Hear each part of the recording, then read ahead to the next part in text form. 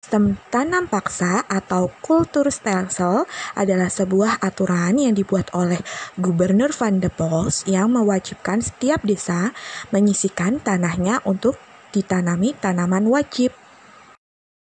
Berikut adalah gambar dari Gubernur Van der Bos.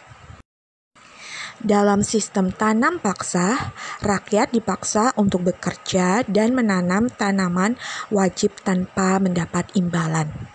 Nah, tanaman wajib tersebut antara lain adalah tanaman perdagangan yang laku di dunia internasional.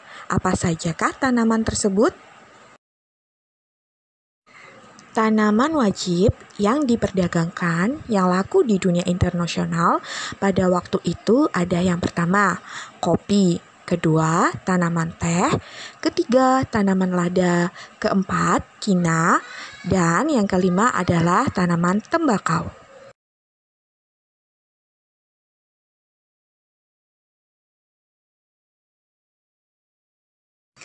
Tanam paksa pertama kali diperkenalkan di mana ya? Sistem tanam paksa pertama kali diperkenalkan di Jawa, kemudian dikembangkan ke daerah-daerah lain di luar Jawa, seperti pada tahun 1847, sistem tanam paksa sudah dimulai di Sumatera Barat. Saat itu, penduduk di sana dipaksa untuk menanam kopi, kemudian diserahkan kepada pemerintahan kolonial. Apa tujuan dari sistem tanam paksa? Tujuannya yaitu memperoleh pendapatan sebanyak mungkin dalam waktu relatif singkat untuk mengisi kekosongan kas Belanda. Kemudian, apa ciri utama dari pelaksanaan sistem tanam paksa? Cirinya adalah keharusan bagi rakyat untuk membayar pajak dalam bentuk pajak in natura yang berupa hasil-hasil pertanian mereka.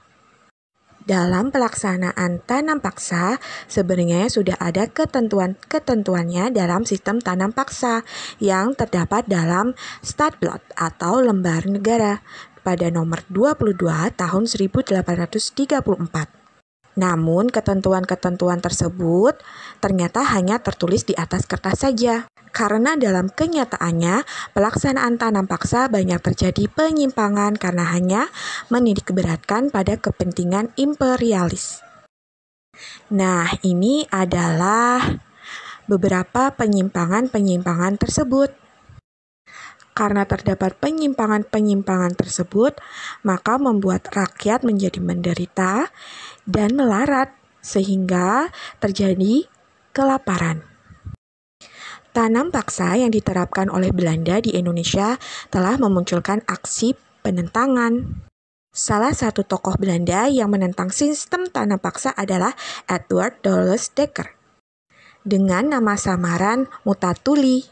Douwes Dekker menentang tanam paksa dengan mengarang buku yang berjudul Max Havelaar. Menurutnya, kejayaan negeri Belanda merupakan hasil tetesan keringat rakyat Indonesia. Ia pun mengusulkan langkah-langkah untuk membalas budi baik bangsa Indonesia. Berikut adalah langkah-langkah tersebut. Yang pertama dengan memberikan pendidikan atau edukasi. Yang kedua membangun saluran pengairan atau irigasi. Dan ketiga, memindahkan penduduk dari daerah padat ke daerah yang jarang penduduknya atau yang disebut dengan transmigrasi. Nah, itu tadi adalah sistem tanam paksa pemerintahan kolonial Belanda. Untuk mengingat kembali tentang apa yang sudah kita bahas, kalian dapat menjawab pertanyaan-pertanyaan berikut ini. Oke, cukup sekian dulu ya